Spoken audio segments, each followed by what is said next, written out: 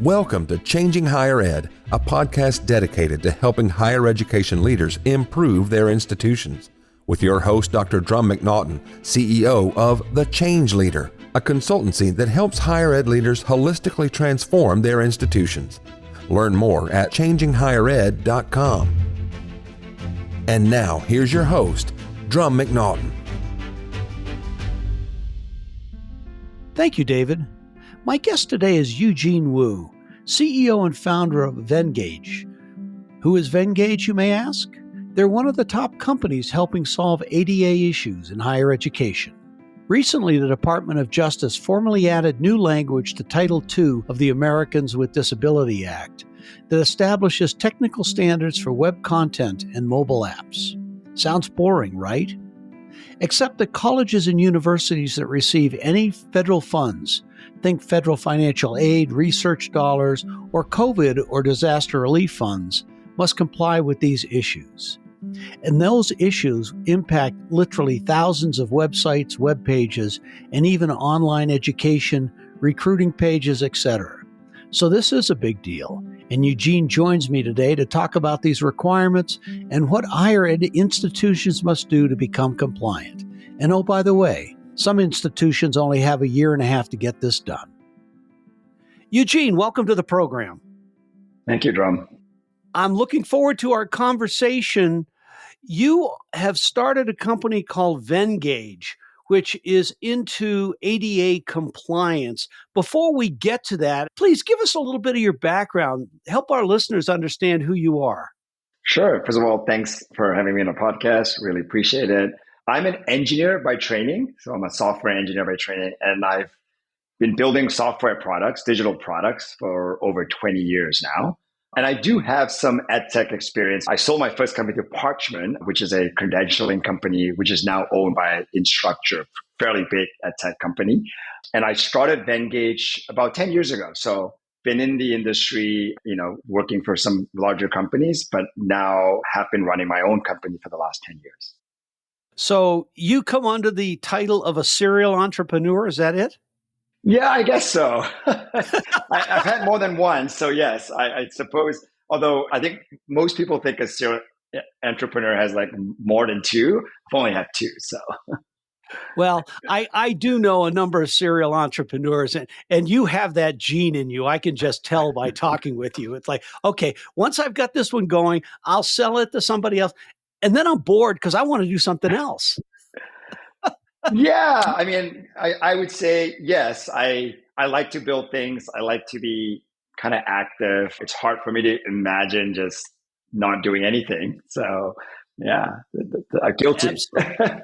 Yeah, guilty as charged. Yeah, I'm the same way with higher education. I just love what I do. I love being able to help institutions get better, get themselves out of problems. That's just my DNA. Running a consulting company, it's a little different than a software company, but the principles are the same. You've got to have more money coming in than you have going out. Yeah. Yeah. And I think we're kind of built the same, right? Like you're an entrepreneur too. I view consultants as entrepreneurs. Mm-hmm. It's the same. You kind of need to have that drive. And I think for most of us, it's that purpose, right? It's not, personally, I'm not motivated by money. I'm more motivated by purpose. I kind of get out of bed and say, like, I have this problem I want to solve. And it's kind of a mission for me. And I enjoy doing it. So it's not a grind because I kind of get out of bed and saying, yeah, what else can I do?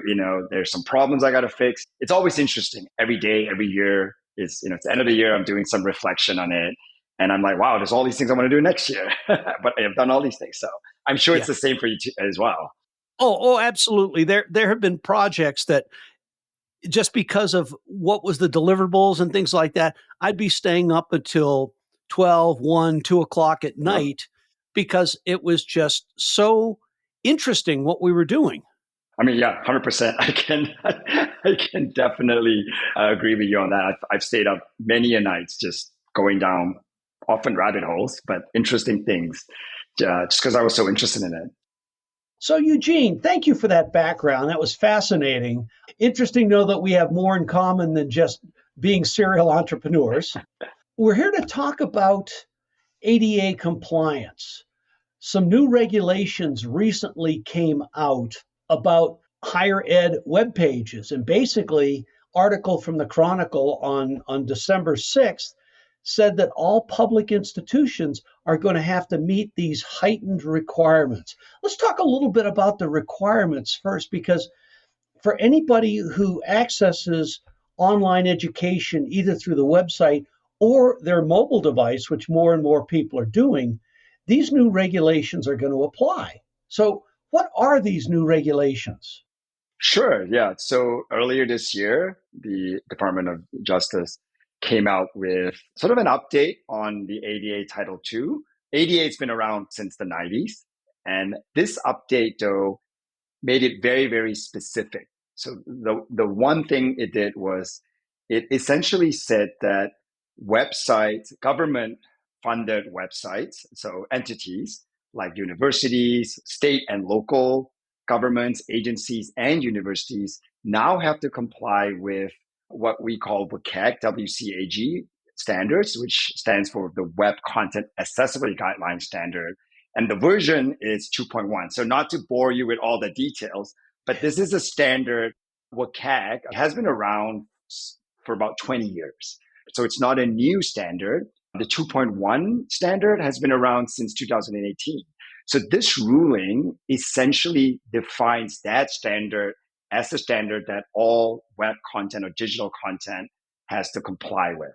In addition to that, it also made clear that things like mobile apps, which I think for a while was kind of in this gray zone, do mobile apps need to comply or not? Was it just websites? So it made it very explicit that mobile apps also have to comply. And there's a lot more details of what needs to comply. So before, I think there was some confusion on does every single web page needs to comply? How about old content? How about archive content?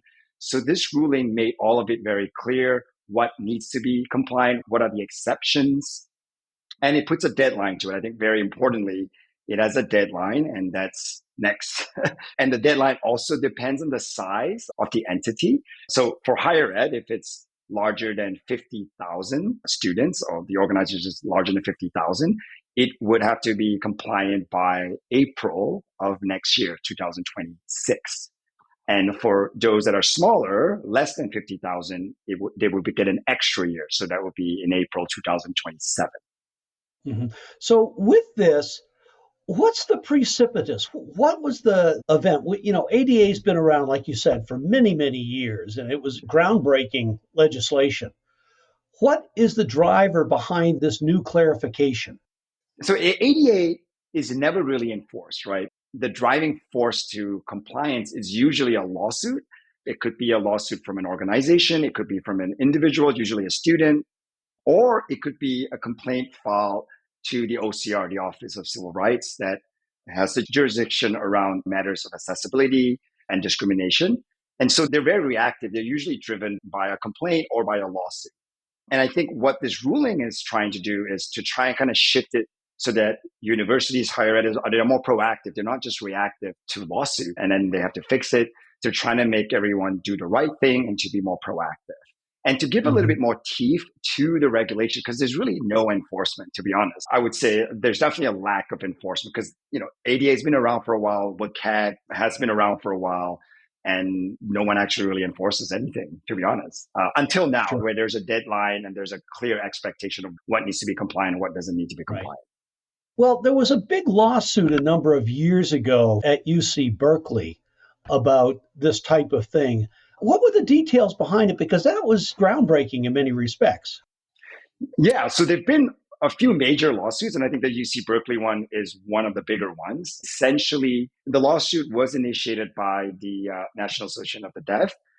Berkeley had this, or has this site that basically makes all of the instructional videos. So these are courses, and they had a lot of them. Basically, most of their courses were recorded, and they made that public.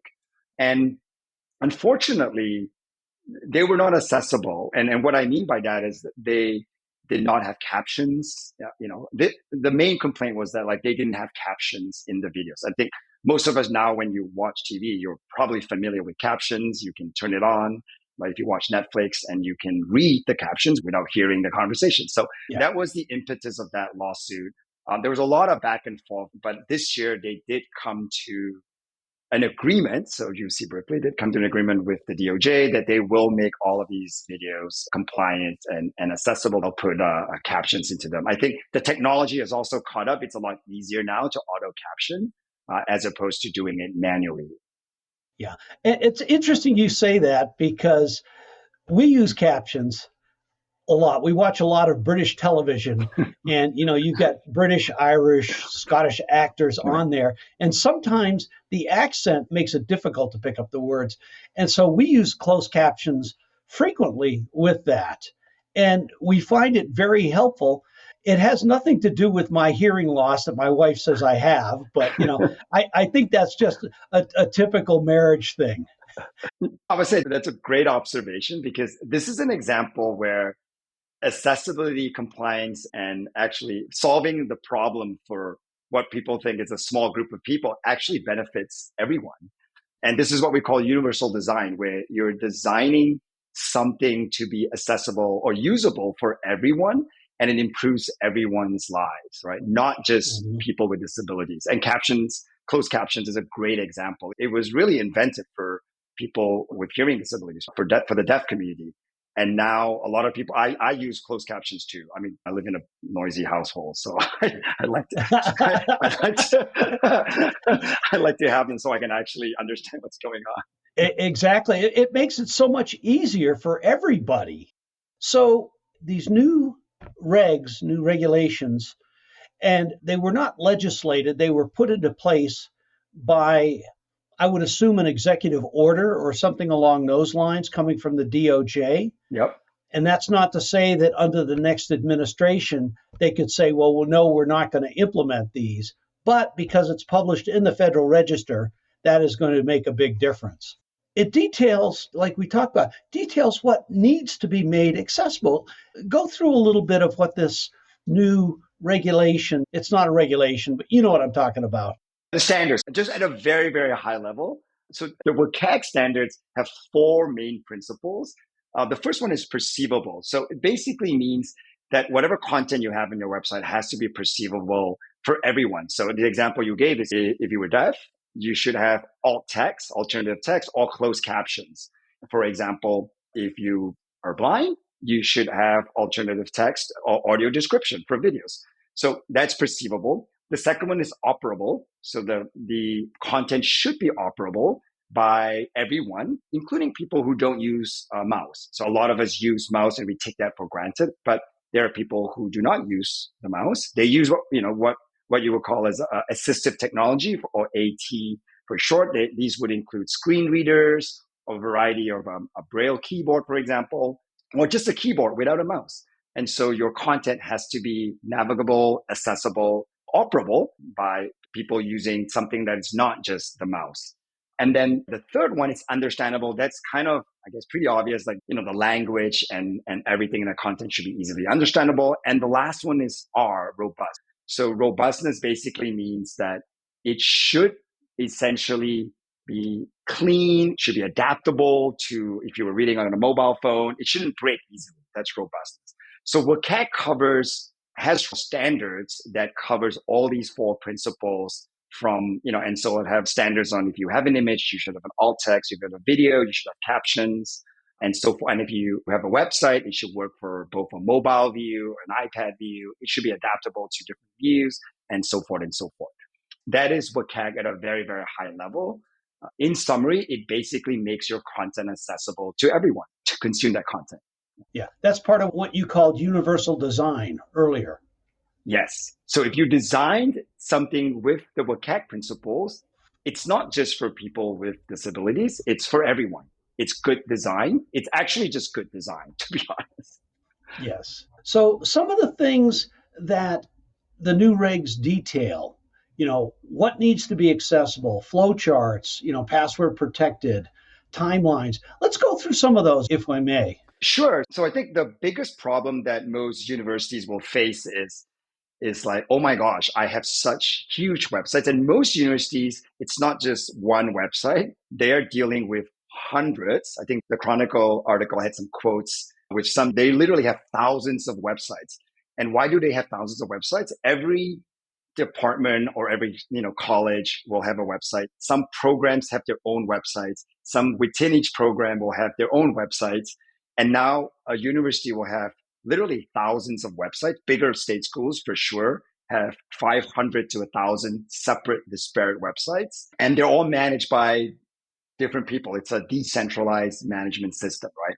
And I think the problem that most universities face is that it's overwhelming. Like, oh my gosh, it's a huge problem, and it's like almost boiling the ocean. How do I fix this problem? It's so huge.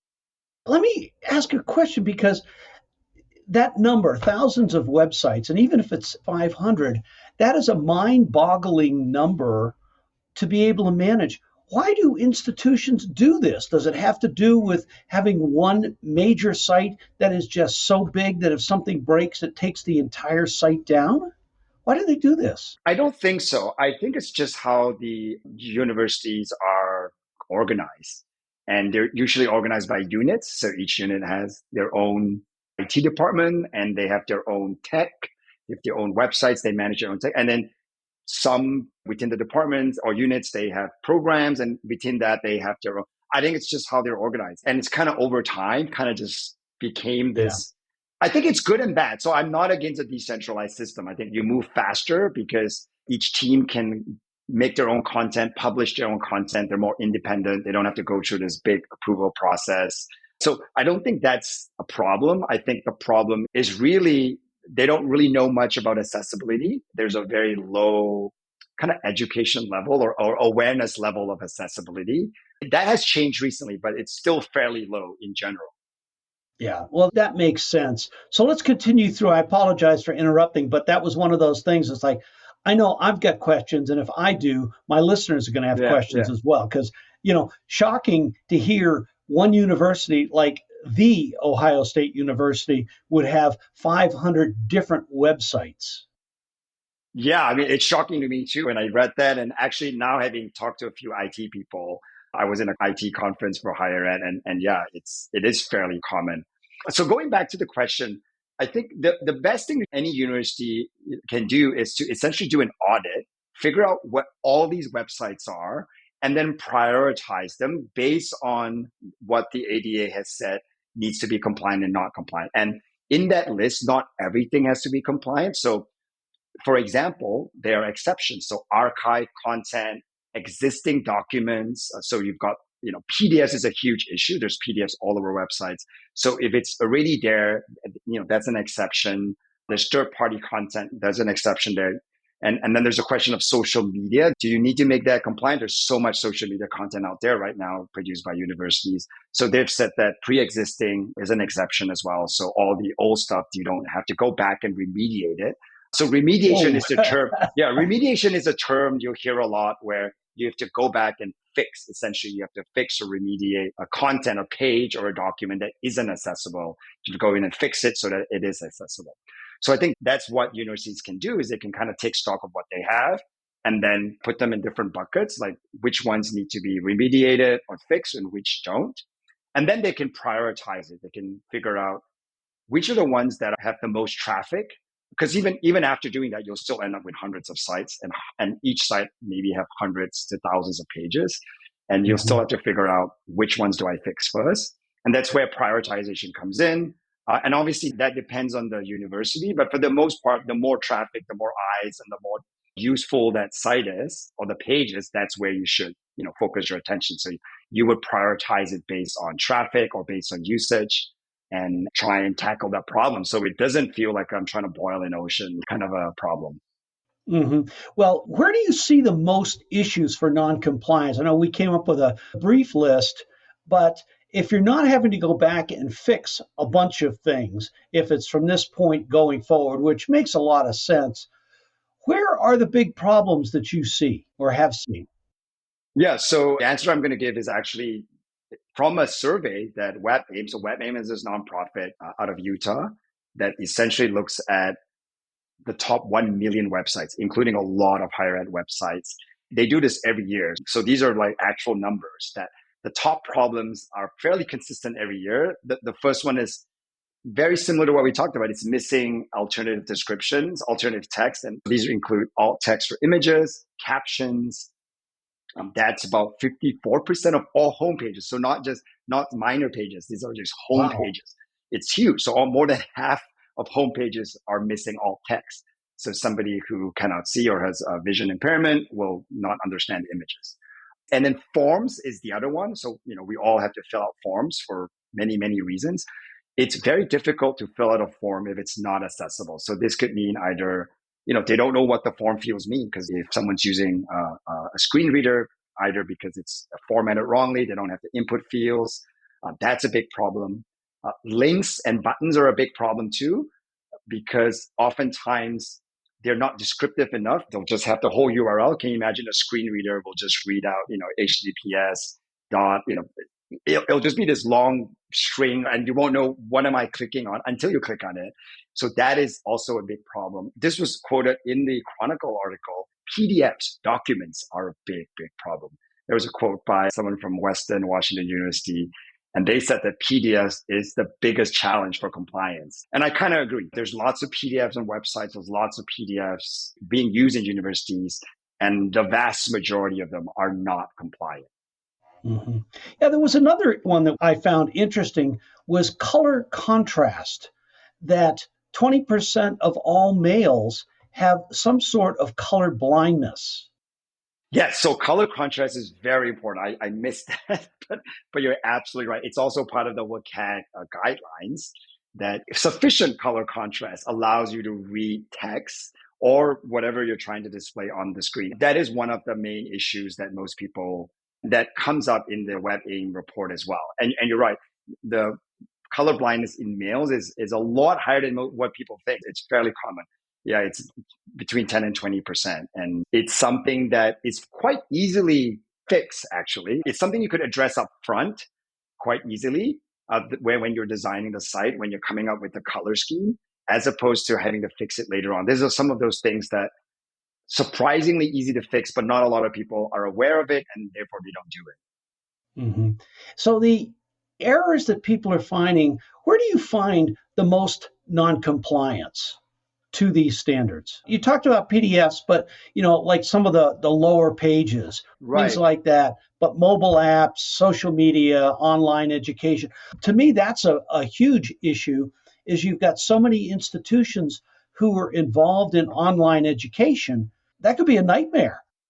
100%. So for the most part, a lot of the focus is on websites, on home pages, but there is all this content outside of that. As you mentioned, courses is huge, right? A lot of us now take courses online, even as a student. Even if you're attending a live session, there is an online portion or portal that you go to where you can access resources and all of that.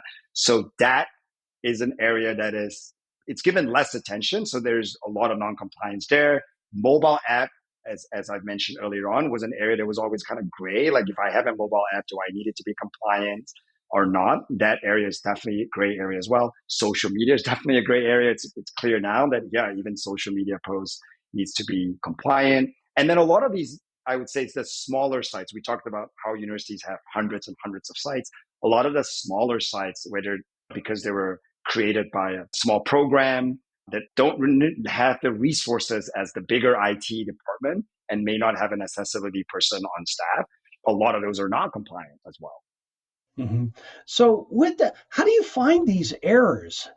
In the quote age of AI, is AI helpful in finding these? Yes. Can it be? Yes, it can be. So to answer your question, there are tools that go out and scan your pages, your websites. They're able to crawl your websites, kind of crawl to the minor sites, but the homepage sites, go to the other sites. They can crawl all of the different smaller sites that a university has, and it can compile a report. Now, this is obviously a first level check. It doesn't give you all the errors. It just gives you all the obvious errors that can be detected from the code, right? It's a good enough check. And you can run those too. So there's tools like Wave, there's Lighthouse, X. A lot of them have some AI component into it. That's one way of figuring it out. Since you mentioned AI, that there's definitely tools now that are using AI to fix those pages or fix the document, fixing pages and PDFs. So there is some auto remediation that goes on right now. So I'm mainly involved in PDF remediation and PDF compliance. I know there are a lot of tools now that do mass remediation. So you can just pump in documents and they kind of use AI to remediate those documents. And it's not 100%, but it gets it there like 90%. And then, a human sort of just kind of does the finishing touches to it. Sure. That's really good. So what do presidents need to know about this? This is not something that they are going to do themselves or even have their CTO do, but they need to be aware and be smart about these changes. So what are some of those things that they really need to be aware of? I think a president needs to appoint a leader and someone who's going to be accountable for this compliance. So whether it's the chief compliance officer, the CIO, oftentimes it's not clear, like, does this fall under IT? Does it fall under, if it's content in courses, does it fall under the actual departments? It's often not very clear. So there's no clear mandate. So I think, the leadership just needs to appoint someone and have some policy in place to say, like, look, this is either the department or the role that's going to be in charge for compliance. And then obviously with that, budgeting always comes up, like they need to put a budget to it. And so that they take it seriously, right? The deadlines are very, very soon. Like it's only a year and a half for a big university, for a big school. And even 2 years and a half isn't a lot of time. So everyone else has 2 years and a half. Even that's not a lot of time. Yeah. So the one piece we haven't touched on, we talked about public universities, and all of these guidelines are required for public universities. What about private universities? You've got quite a number of those out there here in the US and worldwide. What are their requirements, or do they have any? So if anything is funded by the government, and a lot of private universities do receive funding, then they have to be compliant. So Title IV, federal financial aid, all of those things requires your being compliant. Yes. So I think that even though some universities may think they don't have to be compliant, but as they dig into the I would say, one of the things that they should do is get their legal team to go in and figure out, for a private university, do we need to be compliant? And I think, I'm not a lawyer, so I cannot really speak to whether they should be compliant or not. But the ruling states really clear, if they receive federal funding, they need to be compliant. And I believe a lot of them will have to be compliant. Yeah. Yeah, there's at least 75%, if not more, of universities who receive federal financial aid or federal dollars in one way or another. I can think of an example. If a university didn't receive Title IV federal funding, but they had a disaster there and they took disaster dollars to get them back on their feet, that could count. Yeah, for sure. And I also think that because there's more visibility now on to the deadlines, and we talked about lawsuits earlier on, I think the exposure and the risk is a lot higher now as well. So even as a private institution, even if you technically don't have to comply with the ADA and Title II regulations, your risk of lawsuits is definitely going to be higher next year when these rules come into effect. Eugene, this has been a fascinating conversation for me. I want to thank you for coming on and sharing your knowledge and your expertise in this area. 3 takeaways for higher ed presidents and boards. What do they need to know about the new regs and how their institution can be affected? So number 1 is just figure out, you have to be compliant when, because that's important, because I think that drives how soon you need to, to make decisions. Number 2 is you need direction, as I mentioned, leadership, like definitely appoint, if it's not obvious, and oftentimes it's not obvious, where does accessibility compliance fall under? Appoint somebody or a team, or somebody usually, to basically drive this initiative and then have a budget to it. I think without money, nothing moves. I think I'm just being very practical here. We can talk all we want. Oh, we want to do the good thing. We want to make sure everything is accessible. And then there's no budget to it. And it's like, well, nothing's going to move if there's no budget to it. So this is true. That rubber meets the road. Yep. So what's next for you? What's next for Venngage? So Venngage, we make a design tool that is accessible. So we help with people producing accessible PDFs. And we're going to forms. So forms is a big area, and we're launching that soon. And we're continuously trying to integrate AI in our tools as well. So yeah, we're continuing our journey and our mission. Very good. Well, Eugene, thank you so much for being on the show. I've enjoyed our conversation. I look forward to the next time that we get a chance to have a talk. Likewise, this is great, Drumm. I really appreciate you inviting me to the show. Thank you. My pleasure. Take care. Take care. Thanks for listening today, and a special thank you to my guest, Eugene Woo, CEO and founder of Venngage. Eugene, thanks for a great and informative session. I look forward to the next time our paths cross. Folks, thanks again for listening. See you next week. Changing Higher Ed is a production of The Change Leader, a consultancy committed to transforming higher ed institutions. Find more information about this topic, along with show notes on this episode at changinghighered.com. If you've enjoyed this podcast, please subscribe to the show, and we would also value your honest rating and review. Email any questions, comments, or recommendations for topics or guests to podcast@changinghighered.com. Changing Higher Ed is produced and hosted by Dr. Drumm McNaughton, post-production by David L. White.